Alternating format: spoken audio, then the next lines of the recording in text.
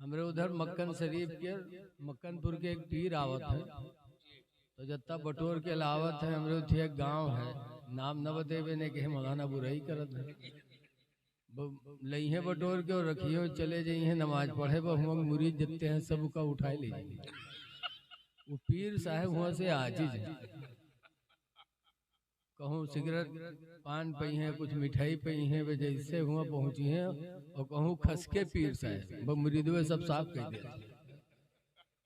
तो ये फैस थोड़ी पाएंगे, ये तो सिर्फ खाने के लिए पीछे पीछे लगे रहते। पीर से सच्ची मोहब्बत करो तो इंशाल्लाह फैज मिलेगा। दिल्ली में एक मदार है, हजरत बाबा निजामुद्दीन औलिया रहमतुल्लाह अलैह। हजरत बाहयात थे, तो एक आदमी उनकी खिदमत में पहुंचा था, कहा हुजूर मेरी एक जवान लड़की है, गरीबी ने घेर लिया है, शादी का वक्त है, कोई तैयारी नहीं है, मेरे मुर्शिद आप कुछ मदद कर दो कि मेरी बच्ची का निकाह हो जाए। तो महबूब इलाही ने फरमाया बेटा बैठो, मेरे पास तो कुछ नहीं है, कोई आएगा नजराना देगा तो मैं तुमको दे दूंगा। तो बेचारा बैठा रहा।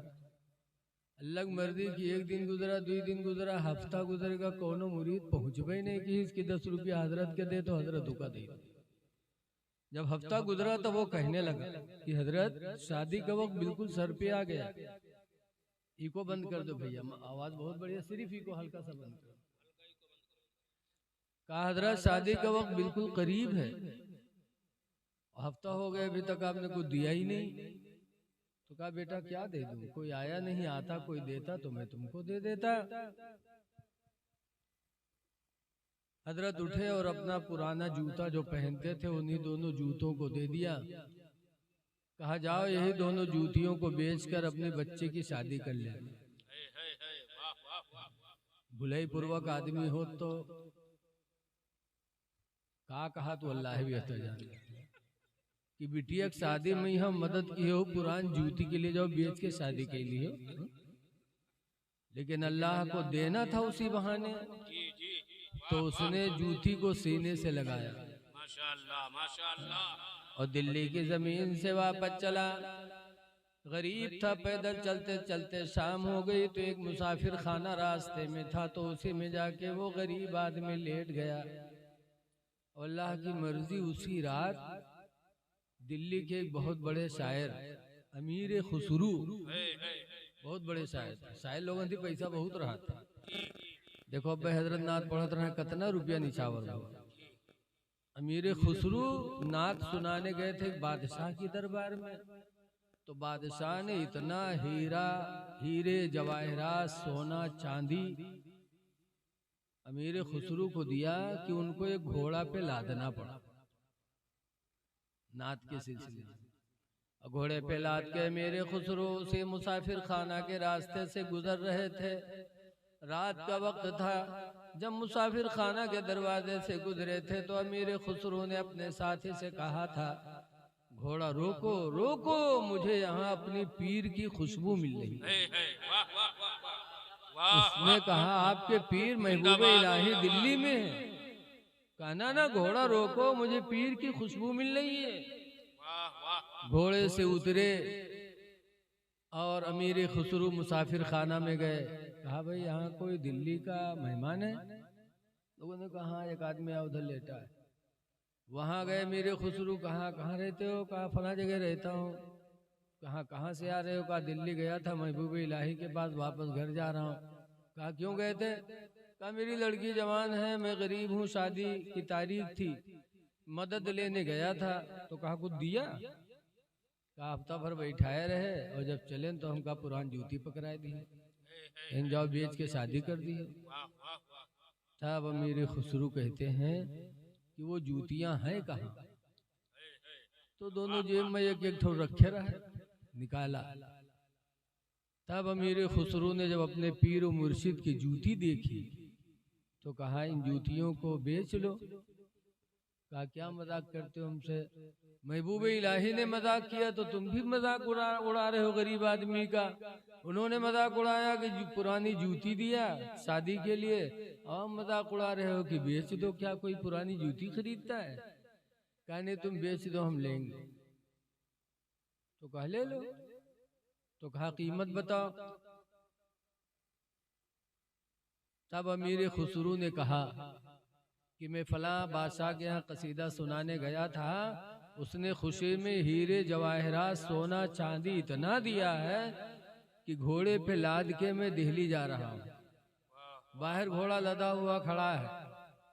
तुम मेरे पीरो मुर्शिद की जूतियां मुझसे बेच दो, ये जूतियां हमें दे दो, और वो हीरे जवाहरात सोना चांदी से लदा हुआ घोड़ा तुम ले लो। कहा क्या मजाक उड़ा रहे हो? कहा मजाक नहीं कर रहा हो, खुदा की कसम हमने सौदा कर लिया। जाके घोड़े की लगाम पकड़ा दिया, वो गरीब आदमी माला माल हो गया। कितनी खुशी कि बयान नहीं कर सकता। और मेरे खुसरू ने अपने पीरो मुर्शिद की जूतियों को लिया,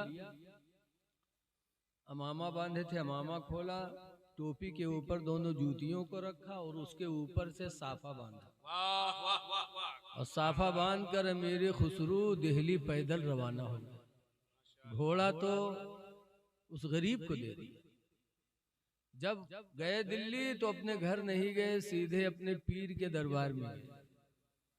वहां जाने के बाद सलाम किया, जैसे सलाम किया वैसे महबूब इलाही मुस्कुराने लगे और मुस्कुरा के फरमाते हैं अमीर खुसरू, तुमने मेरे जूतियों को बहुत सस्ते में ले लिया। मेरी जूतियों को तुमने बहुत सस्ते में खरीद लिया। तो अमीर खुसरू कहते हुजूर मैं सफर में था, सफर में जो था वो देखे मैंने खरीद लिया। खुदा की कसम अगर दिल्ली में होता तो दुकान मकान सब दे देता, लेकिन आपकी जूतियों को खरीद लेता। सुभान अल्लाह। नारे तकबीर, नारे रिसालत, मसलके आला हजरत हजरत अल्लामा मुफ्ती रफीक आलम साहब किबला जिंदाबाद जिंदाबाद। तो जब पीर से सच्ची मोहब्बत होती है तो पीर का फैज मुरीद को मिलता है। बेशक बेशक। आला हजरत फरमाते हैं जो सर पे रखने को मिल जाए नाले पाके हुजूर। माशाअल्लाह माशाअल्लाह। नाले पाक यानी हुजूर के जूते सर पर रखने को मिल जाए। वाह वाह। जो सर पे रखने को मिल जाए नाले पाके हुजूर, तो फिर कहेंगे कि हाँ बादशाह हम भी हैं। वाह वाह सुभान अल्लाह सुभान अल्लाह। तो फिर कहेंगे कि हाँ ताजवर हम भी हैं। तो फिर कहेंगे कि हाँ ताजुदार हम भी हैं। माशाअल्लाह माशाअल्लाह। मेरालय भुलईपुरवा के लोगों, आपने एक बुजुर्ग के उर्स का इनेकाद किया है। मैंने कुरान की एक आयत पढ़ी सूरह रहमान की। अल्लाह फरमाता कुल्लु मन अलैहा फान, जमीन पर जितनी चीजें हैं सबको फना होना है, सब फना होने वाली हैं। चाहे इंसान हो, चाहे हैवान हो, चाहे मकान हो, चाहे दरख्त हो, चाहे पहाड़ हो, चाहे दरिया हो, सबको फना हो। लेकिन लिखा है कि दो चीजें फना नहीं होंगी, अल्लाह ताला दोनों को ऐसे बुनियाद समेत जन्नत में उठा लेगा। वो दो चीजें कौन है? एक तो खाने काबा है और एक हमारी तुम्हारी रुए जमीन की मस्जिदें हैं। सुभान अल्लाह सुभान अल्लाह। ये मस्जिदें फना नहीं होंगी, काबा फना नहीं होगा। इनको अल्लाह ताला अपनी कुदरत से ऐसे ही ऊपर उठा लेगा। माशाअल्लाह माशाअल्लाह। मौत सबको आएगी, लेकिन चार लोग ऐसे हैं, चार नबी जिनको अभी तक मौत ही नहीं है। एक तो हजरत इदरीस अलैहिस्सलाम, आज भी जन्नत में उनको मौत नहीं आई। और ये दूसरे हजरत ईसा अलैहिस्सलाम जो चौथे आसमान पर है, उनको भी मौत नहीं आई। अल्लाह ताला ने ऐसे उठा लिया उनको। और एक हजरत इलियास अलैहिस्सलाम, वो भी जिंदा है, उनको भी मौत नहीं आई।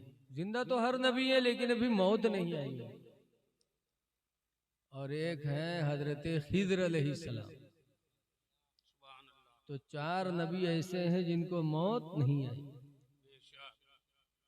पता चला इंसान सब बराबर नहीं हो सकते। बोलो नहीं हो सकती। हजरत खिद्र आज भी जिंदा है। गाजी सरकार के यहाँ हर 35 मिनट के बाद तशरीफ लाते हैं। माशाअल्लाह। किसने कहा? हजरत मखदूम अशरफ जहांगीर समनानी रहमतुल्लाह अलैह के छौछवी ने फरमाया। बेशक बेशक। और बम्बई माहिम में एक मदार है, कुतुबे कौकन कहते हैं उनको, हुजूर मखदूम माहिमी रहमतुल्लाह अलैह। वो ऐसे वक्त में बम्बई में पैदा हुए थे जब कोई कुरान पढ़ाने वाला नहीं था और बाप भी नहीं थे, माँ थी अकेली। ये थे, कहा अम्मा मैं कुरान पढ़ना चाहता हूँ। कहा बेटा यहाँ कोई है नहीं कुरान पढ़ाने वाला, बम्बई में कैसे पढ़ोगे? अब आज तो बम्बई का मौलवी तुमको दुनिया में को न मिल गया। बोलो उस जमाने में कोई नहीं। तब मखदूमी माहिम ने कहा था अम्मा बड़े पीर की माँ ने बड़े पीर को जीलान भेजा था, बगदाद भेजा था, हमें भी भेज दो। कहा बेटा वो मालदार थे, उनके पास दौलत थी, 40 अशरफियाँ अपने बेटे के सदरी में सिल दी थी। मेरे पास बेटा एक अशरफी भी नहीं है कि मैं तुमको बाहर भेज सकूं। कहा तो मैं कुरान कैसे पढ़ूंगा? तब मखदूम की माँ ने कहा था बेटा अल्लाह इस बात पर कादिर है कि कोई कुरान पढ़ाने वाला तुम्हारे लिए भेजेगा। सुभान अल्लाह। अब रोजाना ही कहे अम्मा नहीं पढ़ पाऊंगा, रोए। तब एक दिन उनकी माँ ने दुआ मांगी थी, या अल्लाह मेरा बेटा कुरान पढ़ना चाहता है तो खूब जानता है, मेरे परवरदिगार कुरान पढ़ाने वाले की तलाश में मेरा बेटा समंदरों का किनारा चक्कर लगाता है। रोज मखदूम जाता है समंदर के किनारे, टहरा करता है कि कोई कुरान पढ़ाए वाला मिल जाए। माँ ने कहा है परवरदिगार मेरे हाथों की लाज रख ले, मेरे बेटे को कुरान पढ़ाने वाले से मुलाकात करा दे। माँ ने रात में दुआ मांगी।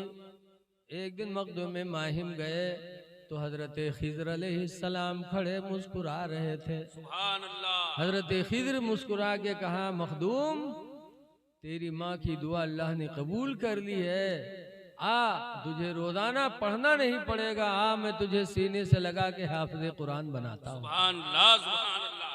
तब हजरत खिद्र ने मखदूम माहिम को सीने से लगाया और छोड़ा तो अल्हम्दुलिल्लाह आनन फानन मखदूम माहिम हाफिज़े कुरान हो। सुभान अल्लाह सुभान अल्लाह।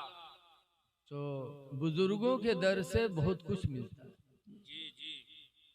लिहाजा उर्स कर रहे हो तो इनके उर्स में थोड़ा सबक भी हासिल करो।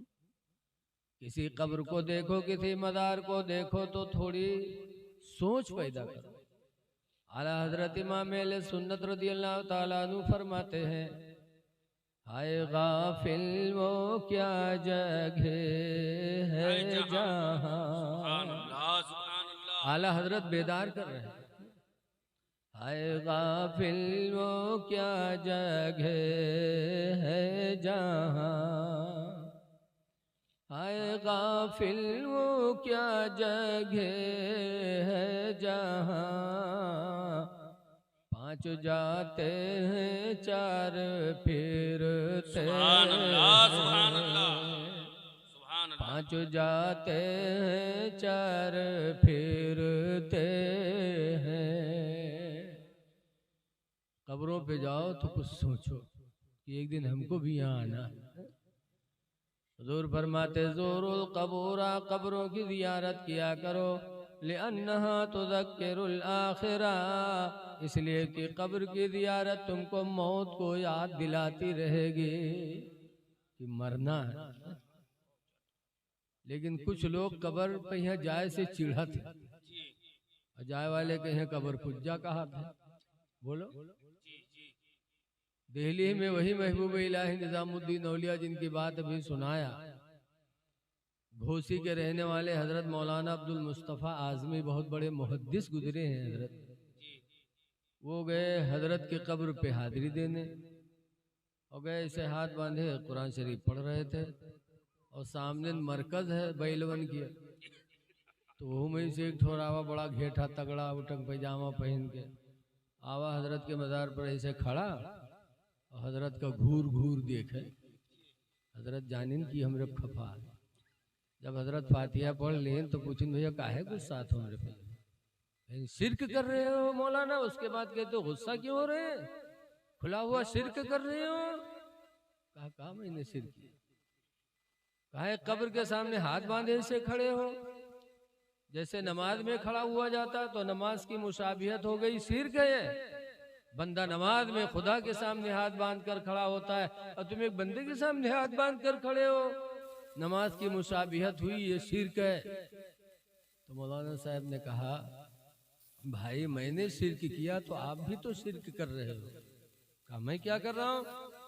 कहा तुम भी तो कब्र के सामने दोनों हाथ छोड़े खड़े हो, और ये हाथ छोड़ के खड़े होना ये भी तो नमाज के मुशाबे है। कहा नमाज में हाथ कहाँ छोड़ा जाता? तब हजरत ने फरमाया कि दीन के ठेकेदार बन गए हो, तुम्हें यही पता नहीं कि नमाज में हाथ छोड़कर भी खड़ा हुआ जाता। कहा हाथ छोड़कर कब खड़ा हुआ जाता? कहा जब तुम कौमा में जाते हो, कौमा जाना था आप लोग, एक है जलसा नमाज में, एक है कौमा। एक तो यू जलसा हो और नमाजी नमाजों में यह जलसा कराते। वो जलसा कौन हो? 4 रकात वाली नमाज में या 2 रकात पढ़े के बाद जो आप बैठते हो ना अतहियात पढ़ने के लिए, उसको शरीयत में जलसा कहा जाता। क्या कहा जाता बोलो? जलसा। जलसा के माने ही है बैठने की जगह। और एक है कौमा, नहीं तो 2 जलसों के 2 सजदों के बीच में, तहियात वाला नहीं। जैसे हर रकात में 2 सजदा करते हैं कि नहीं करते हैं? तो जब एक सजदा में गए और सजदा से उठे बैठे, फिर दूसरे सजदा के लिए गए, तो 2 सजदों के बीच में जो नमाजी बैठता है उस बैठने को इस्लाम में क्या कहते हैं? बोलो भैया, जलसा कहते हैं। और जब आप रुकू से खड़े होते हैं समी अल्लाहु लिमन हमीदा, तो उस वक्त जो खड़े होते हैं उस खड़े होने को इस्लाम में कौमा कहते हैं। एक तो कौमाऊ कि चले गए तो चले नहीं गए, सुना तो कहा तो ये फलाना कौमम चला, वो कौमा नहीं। रुकू में जब रुकू से नमाजी खड़ा होता है समी अल्लाहु लिमन हमीदा, तो उसको कहते हैं कौमा। तो कौमा में हाथ बंधे रहा थे कि छुटे रहा थे? बताओ बोलो भैया, नमाज पढ़े तो कहा छुटे रहा थे कि नहीं? तब हजरत ने फरमाया कि हम नए हाथ बांध कर शिरक किए, ये क्योंकि हाथ नमाज के मुशाबे है, और तुम हाथ छोड़ के खड़े हो ये भी नमाज के मुशाबे है। शिरक हमने भी किया, शिरक तुमने भी किया, तो गुस्सा क्यों हो रहे हो? वाह मौलाना, हमने शिरक किया तब कब्र के सामने कैसे खड़ा हुआ जाए? तो हजरत ने फरमाया एक तरीका बचा। देखो शैतान वहीं जुटा है। ए बच्चे यहाँ चल, इधर आ, इधर आओ। कब बुलाए लाओ को?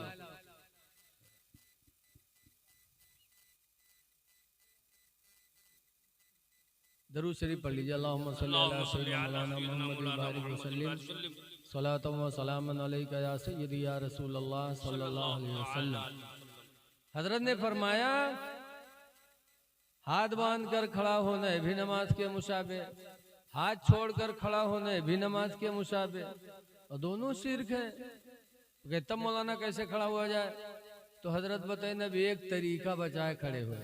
कहीं का तो कहीं एक तरीका बचा है कि कब्र के सामने जब आवा करो तो एक हाथ सर पर रखो, एक हाथ कमर पर रखो, अब ऐसे ऐसे किया करो।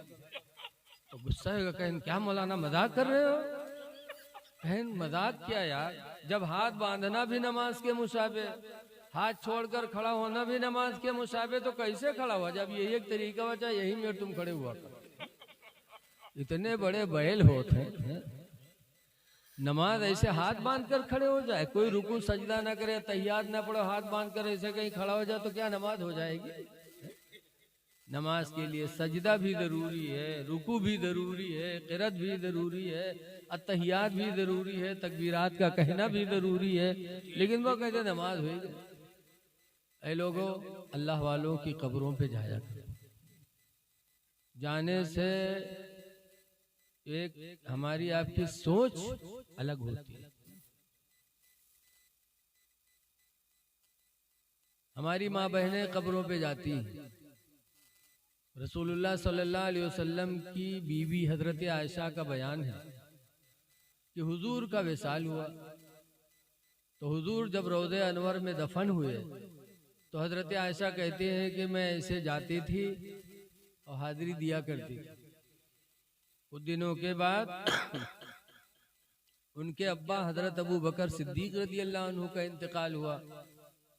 वो हुजूर के दाहिनी तरफ रखे गए तो हजरत आयशा कहती है तब भी मैं जाती थी और हाजिरी दिया करती थी। उसके बाद जब हजरत उमर फारूक आजम का इंतकाल हुआ और वो हुजूर के बाएं तरफ दफन किए गए तब हजरत आयशा कहती हैं कि मैं जाती थी तो पर्दे के साथ जाती थी। मुझे अमीरुल मोमिनीन उमर से शर्म आती थी कि मैं बेपर्दा होकर के वहां जाऊं। तब हजरत आयशा ने पर्दा इख्तियार किया, कब्र अनवर पे जाती थी तो हिजाब के साथ जाती थी। मुसलमानों, इससे एक अकीदा सुनो कि गोया कि हजरत आयशा का अकीदा था कि अमीरुल मोमिनीन उमर कब्र में है लेकिन हमको देख रहे हैं, इसीलिए वो पर्दे से जाते थे। और उससे पहले उनके शौहर थे तो शौहर से पर्दा नहीं, अब्बा थे तो अब्बा से पर्दा नहीं। लेकिन जब अमीरुल मोमिनीन उमर तशरीफ ले गए तो हजरत आयशा रोज़े अनवर में जाने के समय हिजाब पहन लेती, पर्दा कर लेती। पता चला कि हम सब की माँ हजरत आयशा सिद्दीक़ा रज़ी अल्लाह अन्हा ने हम लोगों को ये जहन दिया है, हमारी माँ बहनों को, कि तुम कहीं जाओ तो हिजाब में रहो ताकि किसी की निगाहें तुम पर न पड़े। लेकिन आज नकाबों पहनी है तो कमर में यहाँ रस्सा बंधी है, लागत है डांका डाले जा रहे। इतनी बेहया लगती हैं वो औरतें जो नकाब पहनने के बाद कमर में रस्सी बांधती, पट्टी। अरे नकाब का मतलब तुमने खत्म कर दिया। नकाब तो इसलिए इजाद हुआ था कि औरत पहन ले ताकि उसके बदन का नीचा ऊंचा हिस्सा किसी को नजर ना आए। बोलो, लिबास अल्लाह ने किस लिए दिया? ताकि हमारी तुम्हारी इज्जत को लिबास छुपा ले। और कमर में जब रस्सा बांध लिया तो बदन का हिस्सा ऊंचा नीचा सब जाहिर हो गया कि नहीं हो गया? तो जो मकसद था हिजाब का, वो मकसद हमारी माँ बहनों ने खत्म कर दिया। हिजाबो नकाबो पहने रही हैं और मुंह खोले रही हैं, गिरेबान के बटन खुले रही हैं, तब तुम नकाब काहे पहनत हो? ऐ मेरी माँ बहनों, शर्म व हया ईमान का आधा हिस्सा है। हुजूर फरमाते अल हया व शाबतुम मिनल ईमान, हया शर्म ईमान का एक हिस्सा है।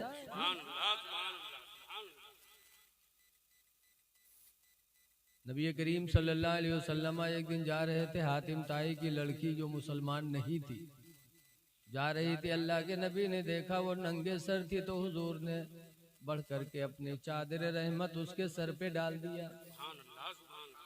जब चादर रहमत डाली तब हातिम ताई की लड़की कहती है, मोहम्मद मैं इस्लाम नहीं लाई, तुम्हारी दावत को ठुकराती रही, लेकिन तुम इतने रहम दिल ठहरे कि मुझे नंगे सर देखा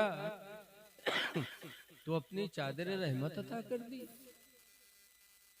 तब वो लड़की कहती, मोहम्मद खुदा की कसम, आपका इखलाक, आपकी रहमत से मुझे यकीन हो गया कि आपकी नबूवत भी सच्ची है, रिसालत भी सच्ची है। कलमा पढ़ी ला इलाहा इल्लल्लाह मुहम्मदुर रसूलुल्लाह सल्लल्लाहु अलैहि वसल्लम। पता चला मेरे नबी को किसी लड़की या किसी औरत का नंगे सर रहना गवारा नहीं। और सीतापुर गए रहन तकरीर करे, वहाँ तकरीर करते रहा ना, मेहरुअन के मजमा अलग मर्दन के अलग। और पता नहीं कहा मेहरुअन में भवा बद्दू ठोरे झोंटा पकड़ उबर कैली। अब दोनों ठाड़ भिड़िया नहीं, उके झोंटा पकड़े उके झोंटा पकड़े, सब छोड़ावे लेकिन नहीं छोड़े, जलसा सब खराब है। जैसे सड़वे नहीं भिड़ी आ जाते रोड पर, चाहे जत्ता लाठी डंडा मारो लेकिन हटत नहीं है। अल्लाह जाने क्या दिमाग में है। कब्र बड़ी दहशतनाक जगह है। हजरत उस्मान गनी रदी अल्लाह ताला अन्हु जो रसूलुल्लाह के दामाद हैं, तीसरे खलीफा हैं, वो जब मदीने के कब्रस्तान पे जाते थे तो रोते थे। और इतना रोते कि उनकी दाढ़ी भीग जाती आंसू। तब मदीने के लोगों ने कहा तस्कुरुल जन्ना वाला तब की, ऐ उस्मान जन्नत का बयान करते हो रोते नहीं। व तस्कुरुन नारा वाला तब के, जहन्नम का बयान करते हो रोते नहीं। और कब्र को देखते हो तो रोते हो। तब हजरत उस्मान गनी ने कहा था कि कब्र को देखकर क्यों न रो। मेरे नबी ने फरमाया कब्र अव्वलो मंजिलुम मिन मनाजिलिल आखिरा, कि कब्र आखिरत की मंजिलों में सबसे पहली मंजिल है। इस मंजिल में इंसान कामयाब हो गया तो आखिरत की हर मंजिल इंसान के लिए आसान हो जाएगी।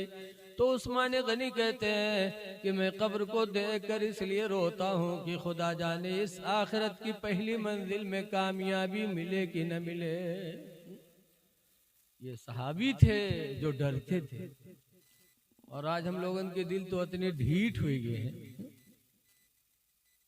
एक बुढ़वा रहा बीमार बहुत हो गए, लड़का उका घेरे बैठे, अब्बा ई बात अब्बा वो बात, अत्ते में बुढ़वा कहते भैया रे हम बचबई ना। तो कहीं तब अब्बा, तो कहीं जब हम मरबई ना तो हमरे कफन में पुरान कपड़ा दिहो।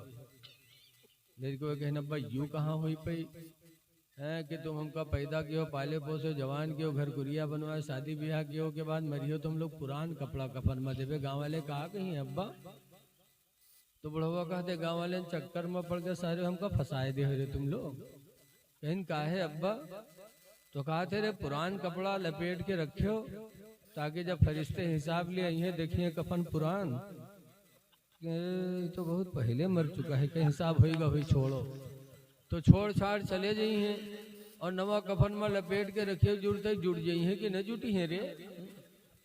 ऐसे ऐसे दलाल बुढ़वा कि जिंदगी भर तो दलाली करवे कि मरे के बाद कब्रों में दलाली सोचे। लेकिन ऐ लोगों सहाबा कब्र को देख के रोते थे।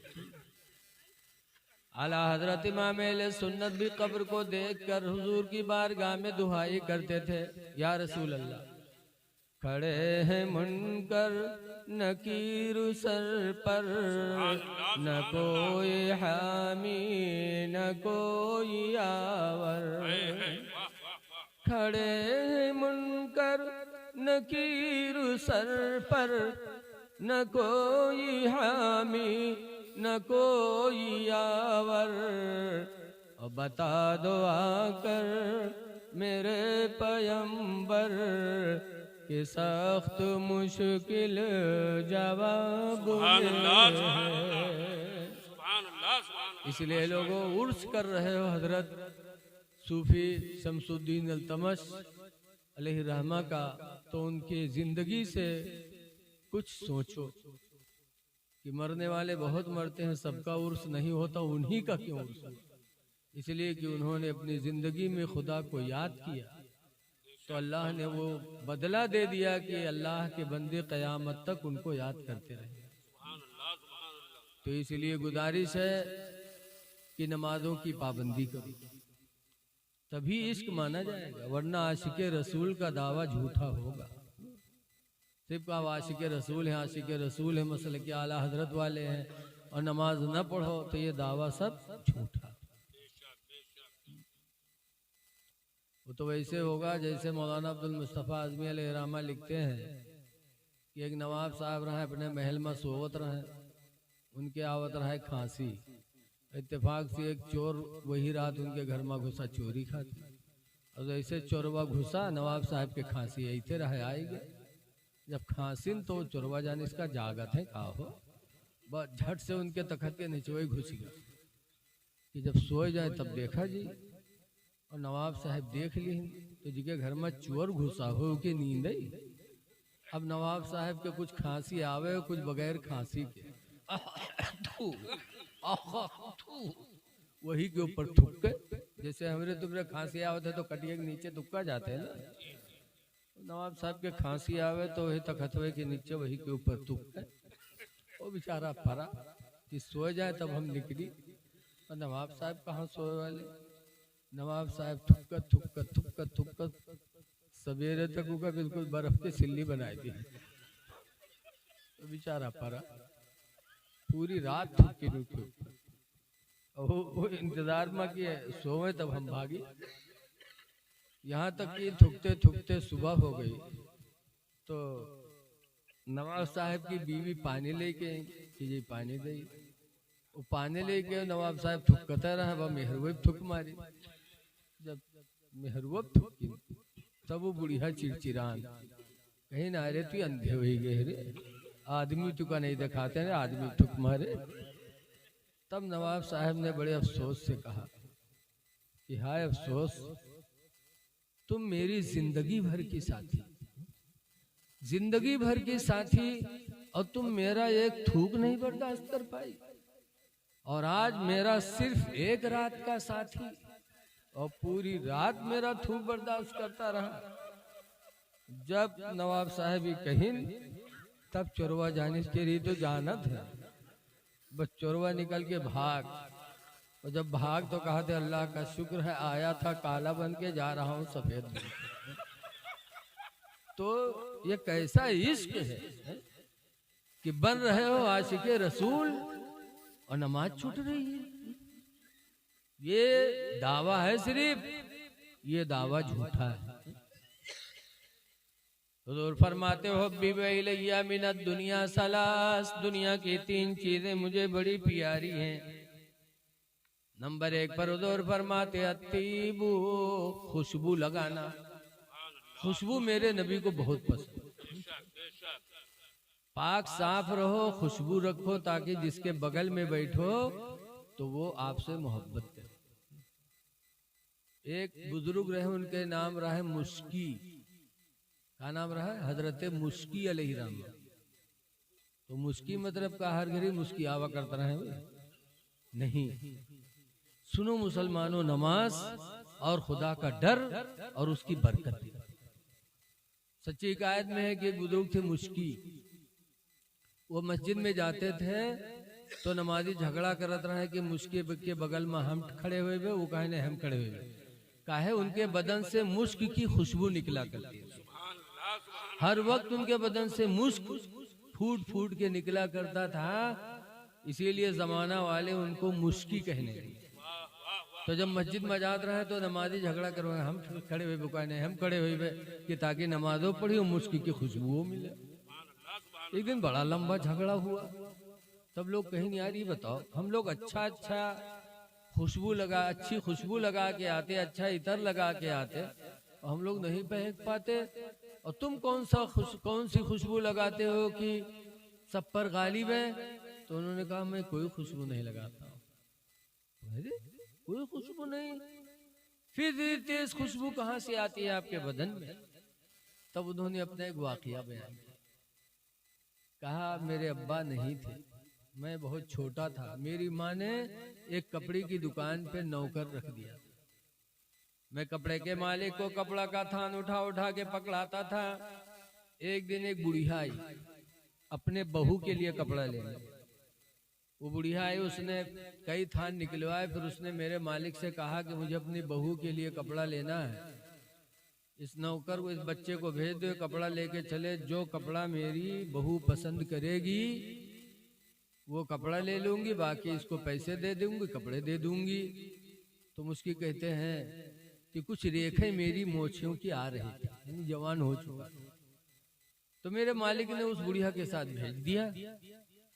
और जब वो बुढ़िया अपने घर में लेके गई, कपड़ा मैंने रखा, बुढ़िया ने अपनी बहू को बुलाया। जब उसकी बहू आई तो उसने मेरे चेहरे पे जब निगाह डाली तो मेरी जवानी और खूबसूरत देखकर वो बहू मेरे ऊपर दीवाना हो गई। अब कपड़ा अलगे रहेगा, कुछ दूसरे हुए लागू। अब वो बेचारे परेशान। वो बहू कहने लगी मैं तुमसे करीब होंगी। वो कहने लगा कि अल्लाह को डरो और मुझसे दूर रहो। तो वो खंजर उठा के लाई, कहा अगर मुझसे गुनाह नहीं करोगे तो हम इस खंजर से तुमको कत्ल कर दें। तब वो मुश्किल कहते हैं कि मैंने दिल ही दिल में अल्लाह की बारगाह में फरियाद की कि अल्लाह जान बचाना भी जरूरी है और गुनाह से अपने आप को बचाना भी जरूरी है। या अल्लाह तू कादिर मुतलक है, कोई रास्ता पैदा कर दे कि मेरी जान भी बच जाए और मैं गुनाह से भी बच जाऊं। और जब बंदा दिल से अपने रब को याद करता है तो अल्लाह अपने बंदे के लिए कोई ना कोई रास्ता निकालता है। अल्लाह का वादा है कुरान करीम में, मय्यत्तकिल्लाह, जो अल्लाह से डरेगा यजअल लहू मखरजा, अल्लाह उसके निकलने का कोई ना कोई रास्ता बनाएगा। दिल में कहा परवरदिगार जान बचाना भी जरूरी है, इज्जत और गुनाह से बचना भी जरूरी है, मेरे मालिको मौला कोई रास्ता निकाल दे। तो कुछ इनके समझ में नहीं आवा तो पतुहिवा से कहनु के कहीं भाई बहन मुझे पैखाना बहुत तेज लगा है, मुझे पैखाना कर लेने दो, फिर जो तुम चाहे ना मैं तुम्हारे साथ राजी हो जाऊंगा। तो एक नौकरानी उके रहा, बड़े घर की पतोहिया रहा, तो ये लड़की का पठाइस के ले जाओ का लैटरिंग में है और बाहर रहो जैसे निकरी का फिर पकड़ ला। ये बेचारे गए लैटरिंग में। अब लैटरिंग कर रहे हैं और सोच रहे हैं कि कैसे गुनाह से बचूं। और बाहर बिटिया खड़ी है कि निकले तो पकड़ के लेके मुश्किल फरमाते हैं कि लैटरिंग में बैठा पैखाना कर रहा था और सोच रहा था कि कैसे बचूं। फिर कहते मेरे दिल ने मुझे झिझोड़ा कि मुश्किल अगर तू खूबसूरत न होता तो आज तुझे गुनाह की दावत न मिलती। बोलो कोनो काना हो तो कहात की मिल लो या लंगड़ा हो तो मिला। कहने लगे कि मुश्किल आज तेरी खूबसूरती ने तुझे गुनाह की दावत दी है, आज अगर तू खूबसूरत न होता तो औरत गुनाह की दावत न देती।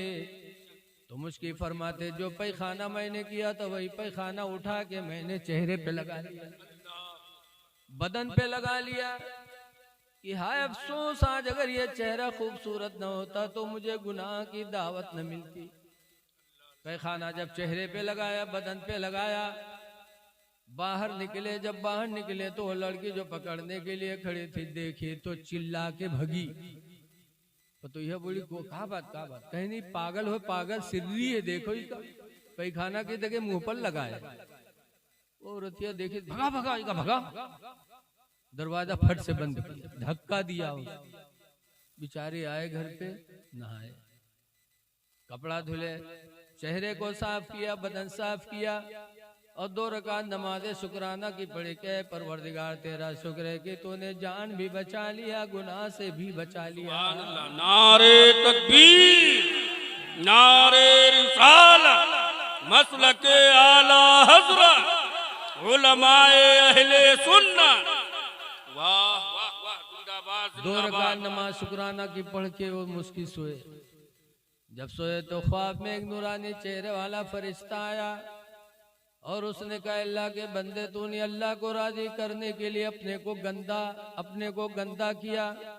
अल्लाह ने भेजा है कि जाके कह दो कि जब तक वो जिंदा रहेगा, मैं अपने इज्जत व जलाल की कसम खाता हूँ, जब तक वो जिंदा रहेगा मैं उसके बदन से मुश्क की खुशबू पैदा करता रहूंगा।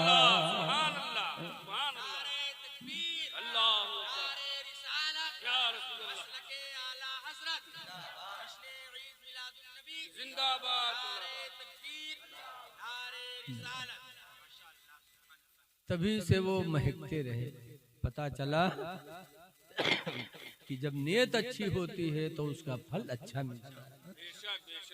तो इसलिए गुजारिश है कि नमाजों की पाबंदी करो और बुजुर्गों के रास्ते पे चलने की कोशिश करो। इन्हीं चंद बातों पर मैं अपनी गुफ्तगू ख़त्म कर रहा हूँ, क्योंकि मेरे बाद भी कई मेहमान हैं और मेरी तबीयत भी सही नहीं है। मैं आप हजरात से यही गुजारिश है कि खुदा जाने किस वक्त बुलावा आ जाए। हुजूर मुफ्ती नानपारा अलैहि रहमत व रिजवान कहा करते थे कि हमेशा के लिए रहना नहीं इस दार फानी में, हमेशा के लिए रहना नहीं इस दार फानी में।